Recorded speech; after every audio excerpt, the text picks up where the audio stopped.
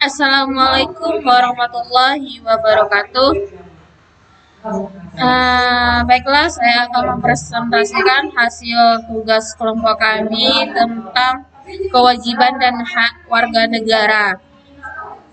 Saya sebagai Rizky Ramadhani dan teman saya Rizky Wahyudi. Baik, pengertiannya adalah warga negara atau rakyat yang menetapkan di suatu wilayah dan rakyat tertentu dalam hubungannya dengan negara.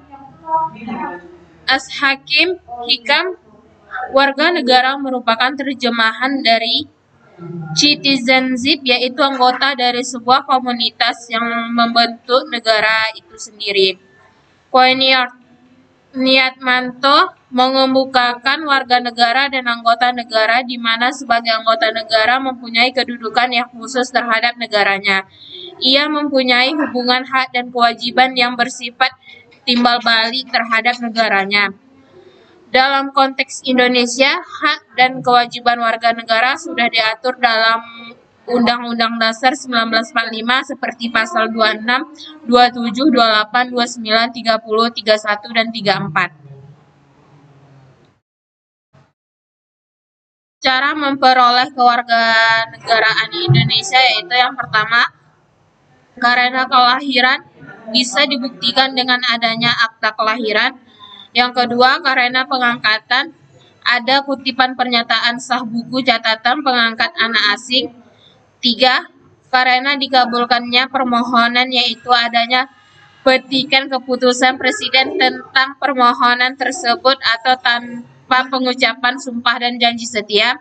Yang keempat, karena pewarganegaraan yaitu adanya petikan keputusan presiden tentang pewarganegaraan tersebut yang diberikan setelah pemohon mengangkat sumpah dan janji setia. Kelima, karena perkawinan. Keenam, karena turut ayah dan atau ibu. Ketujuh, karena pernyataan adanya surat edaran menteri tentang memperoleh atau kehilangan kewarganegaraan. Selanjutnya akan dijelaskan oleh teman saya Rizky Wahyudi. Kepada Rizky disilahkan. Asas-asas kewarganegaraan. Pertama ada asas ius sanguinis, yaitu asas keturunan atau hubungan darah. Ya artinya kewarganegaraan seseorang ditentukan oleh orang tuanya. Yang kedua ada asas ius soli, yaitu asas daerah kelahiran. Yang artinya bahwa status kewarganegaraan seseorang ditentukan oleh tempat kelahirannya di negara tersebut.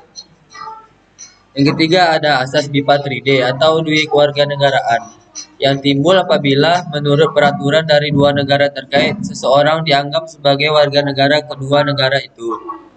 Yang keempat ada apatride atau tanpa kewarganegaraan yang timbul apabila menurut peraturan kewarganegaraan seseorang tidak diakui sebagai warga negara dari negara manapun. Selanjutnya, pendidikan pendahuluan bela negara.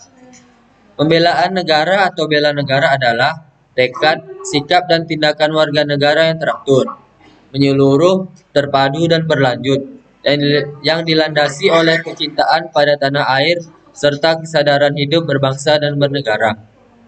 Bagi warga negara Indonesia, usaha pembelaan negara dilandasi oleh kecintaan pada tanah air dan kesadaran berbangsa dan bernegara Indonesia dengan keyakinan pada Pancasila sebagai dasar negara serta berpijak pada UUD 1945 sebagai konstitusi negara.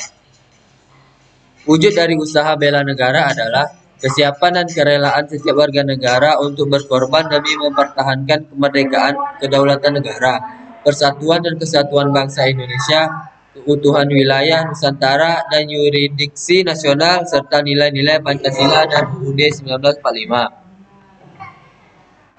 Baiklah, cukup sekian penjelasan dari kelompok kami. Apabila ada kesalahan, kami mohon maaf. Kami tutup. Wabillahi taufiq wal hidayah.